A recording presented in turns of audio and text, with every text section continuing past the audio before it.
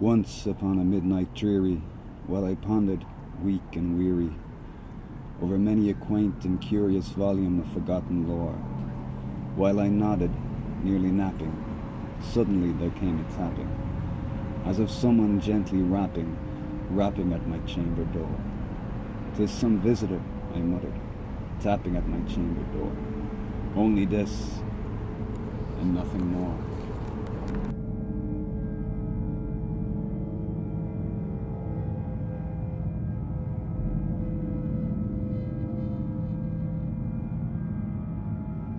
Distinctly I remember, it was in the bleak December, and each separate dying ember wrought its ghost upon the floor.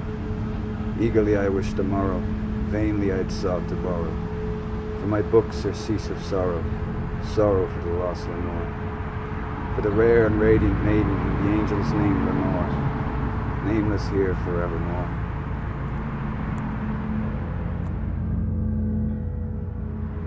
And the silken, sad, uncertain rustling of each purple curtain filled me with fantastic terrors never felt before, so that now, to still the beating of my heart, I stood repeating, "'Tis some visitor entreating entrance at my chamber door.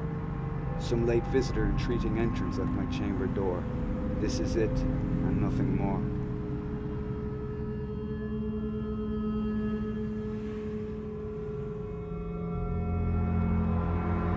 Presently my soul grew stronger, hesitating then no longer.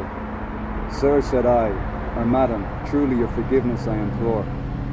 But the fact is I was napping, and so gently you came rapping, and so faintly you came tapping at my chamber door, that I scarce was sure I heard you. Here I opened wide the door.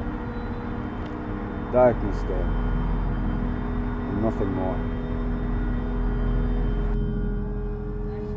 Deep into that darkness peering, long I stood there wondering, fearing, doubting, dreaming dreams no mortal ever dared to dream before.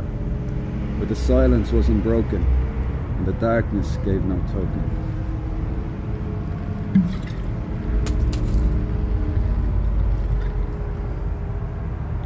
And the only word there spoken was the whispered word, "Lenore."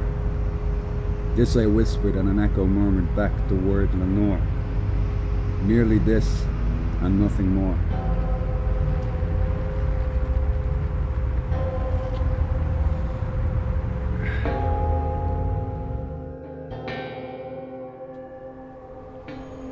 Open here I flung the shutter, when with many a flirt and flutter, in there stepped a stately raven of the saintly days of yore.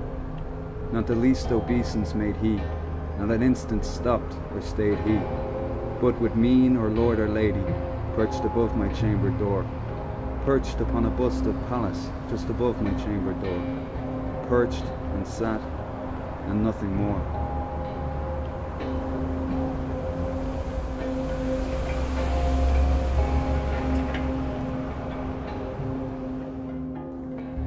Be that word our sign of parting, bird or fiend I shrieked upstarting, get thee back into the tempest and the night's Plutonian shore. Leave no black plume as a token of that lie thy soul had spoken. Leave my loneliness unbroken. Quit the bust above my door. Take thy beak from out my heart, and take thy form from off my door. Quoth the raven, "Nevermore." And the raven, never flitting, still is sitting on the pallid bust of Pallas just above my chamber door, and his eyes have all the seeming of a demon's that is dreaming, and the lamplight o'er him streaming throws his shadow on the floor, and my soul from out that shadow that lies floating on the floor shall be lifted nevermore.